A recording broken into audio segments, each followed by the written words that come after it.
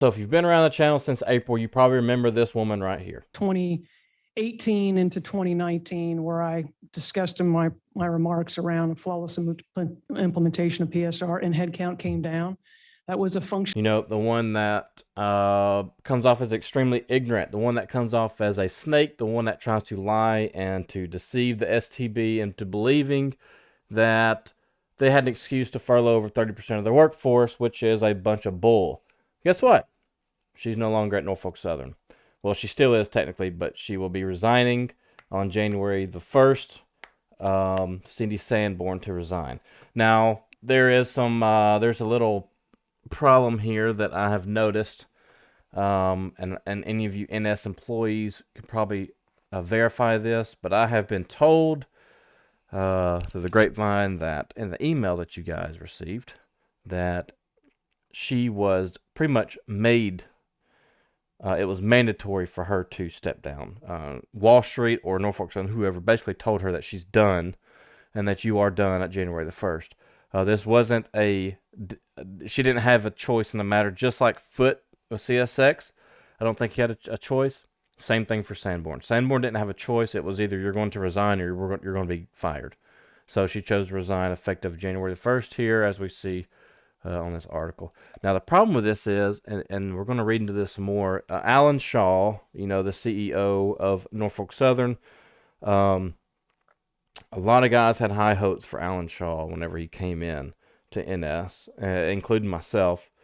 And, you know, understand there's a certain spot you just can't bash someone that's been in the role that Cindy Sanborn was in, or really, you know, put her on blast to the public from his standpoint. So he has to. I wish we could really pick the brain of Alan Shaw behind closed doors, not with a camera, and see what he really thinks about her. But this is what he had. This is what he says about Cindy Sanborn, which is, it just makes him look really, really bad. You know, so Miss Sanborn joined Norfolk Southern in September 2020. Says that Mrs. Sanborn's impact goes well beyond Norfolk Southern. As the first female chief operating officer of a Class 1 railroad in the United States, she has been a trailblazer and an inspiration to many in the industry. Lord, I hope not.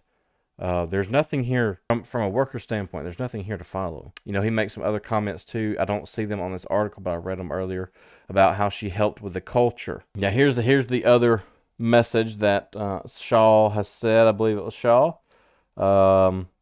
Says, I'm proud of the gains we've made in service, safety, and culture over the last 2.5 years. Wrong. This just goes to show you either how disconnected Alan Shaw is from his guys on the ground, or two, how much he has fooled Wall Street in believing that she had anything to do with culture. If she did anything, she made it worse because she furloughed. She was in the decision room of furloughing over 30% of their workforce during COVID, and not wanting to negotiate contracts during all of this too, during the pandemic and all this, and not rewarding their employees. How can you say that this woman helped anything with culture when she did nothing to help their employees during the pandemic? How? She is a joke. Okay? It's good that she's gone to begin with, but why would you even say that she's an inspiration? She's an inspiration and to many in the industry. No, she's not. She's a joke, and she is a laughingstock of a Class 1 railroad.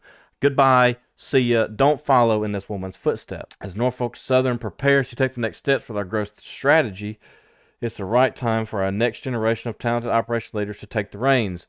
Yeah, and let's hope this guy named Paul Duncan will do better. From my understanding, he came from BNSF. I'm curious what this guy's going to do. Maybe he will do better.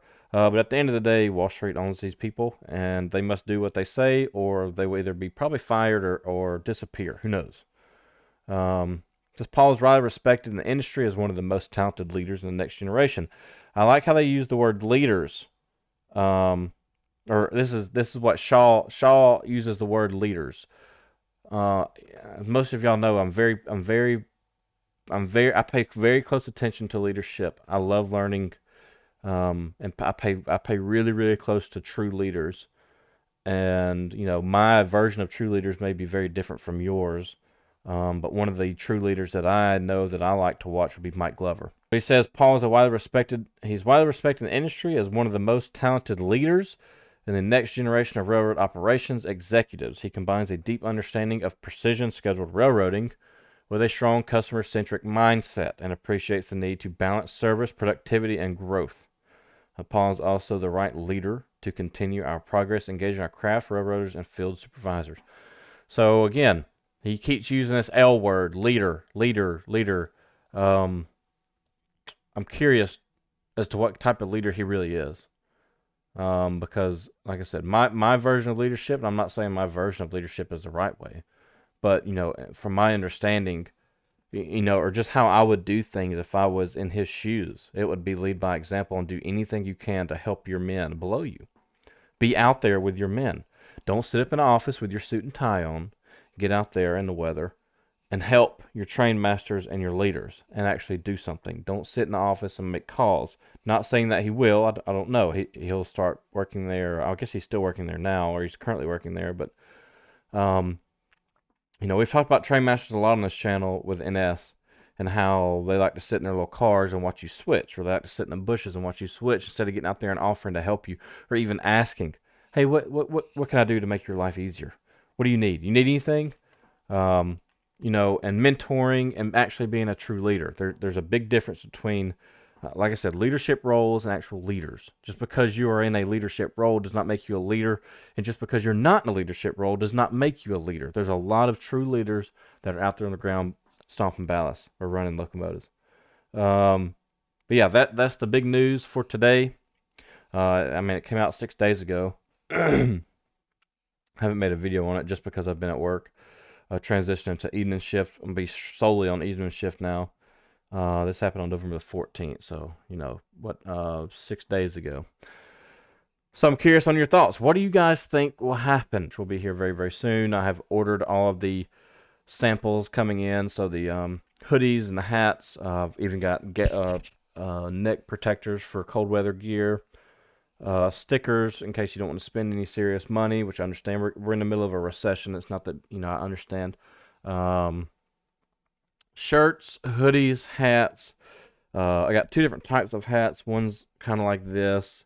The other one is going to be leather. I've only ordered a handful of those, but it's a leather patch with a logo. And tumblers, like a gator tumbler to hold your drinks in. I got all kinds of stuff.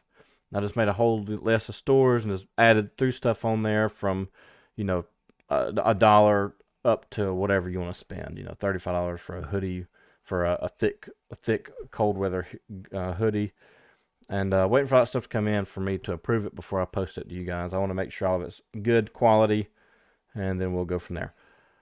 What else do we have going on? Oh, a drone. I ordered a DJI Mini 3 Pro. It will be here tomorrow, and that's going to be for my rail fan guys. Now, if you're still here and you're a rail fan, I have a lot of you guys on the channel, so I've been questioning myself, how can I